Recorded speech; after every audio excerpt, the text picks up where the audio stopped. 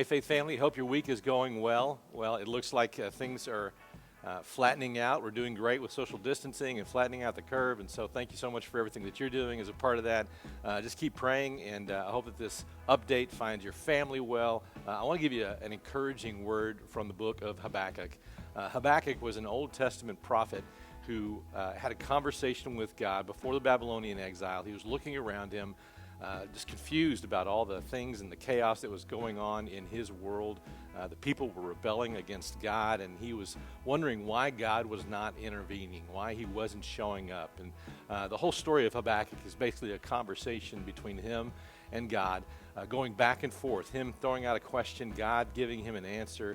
And then finally, he gets to this portion here in Habakkuk chapter 3, verses 17 through 19, where his response to God, ultimately, in the midst of everything that's going on, in the midst of the unforeseen circumstances that they found themselves in, and the unknown future that he saw before him, his declaration to God was this: though the fig tree does not bud, and there are no grapes on the vines, though the olive crop fails, and the fields produce no food, though there are no sheep in the pen and no cattle in the stalls, yet I will rejoice in the Lord. I will be joyful in God my Savior. The sovereign Lord is my strength. Even though there was no hope, there was no future, there seemed to be like there was nothing that he could foresee coming into his world that was going to transform and change and make everything better, he said this, that no matter what happens, no matter how difficult things get, I will rejoice in the Lord.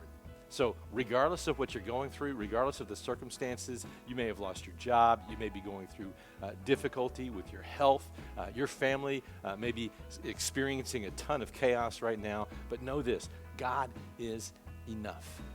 He is enough.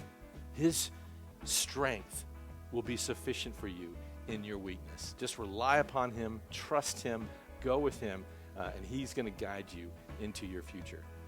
I want to give you a few announcements here as we move on into our weekend. The first, of course, if you go to our calendar page at faithkent.org/calendar, you're going to be able to get links to all of the available options on where you can connect with other people socially online. It is a fantastic resource that we've been putting together, and you'll be able to know whether it's through our social media accounts or whether it's also just simply through the Zoom group. Whatever the case may be, check out the calendar and click the links to get connected with other people here at Faith.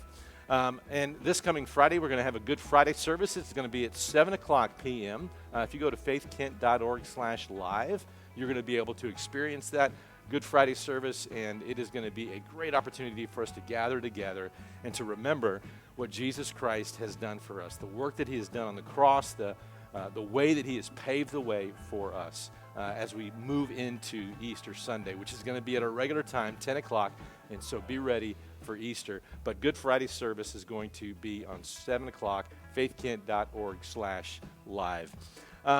If you have not already, I would encourage you to go ahead and download our app. If you go to your Android store or to your Apple store, you can download our Faith Church app. Just search for Faith Church of Kent, Faith Church of Kent, and download the app. A lot of y'all have already done that, and we appreciate that. It's going to be a great way to get notifications. It's a great way to stay connected with us here at Faith Church. And you'll notice this button right here, the app messages button. If you press that, it's going to take you to a page that is going to enable you to help populate our next sermon series. A lot of you have already submitted some questions, but if you have questions about the faith, about our culture, about the scriptures, we would love for you to ask those questions, and that is going to shape the direction of our app messages series starting after Easter on April the 19th.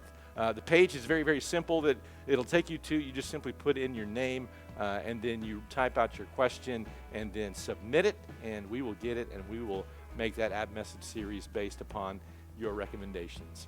Always, there's 3 ways to give. You can simply come back to our church and drop off in our mailbox out front, or you can send it with a stamp in regular mail. Just go to our webpage at faithkent.org. At the bottom of the page is our address, and you can mail that to us.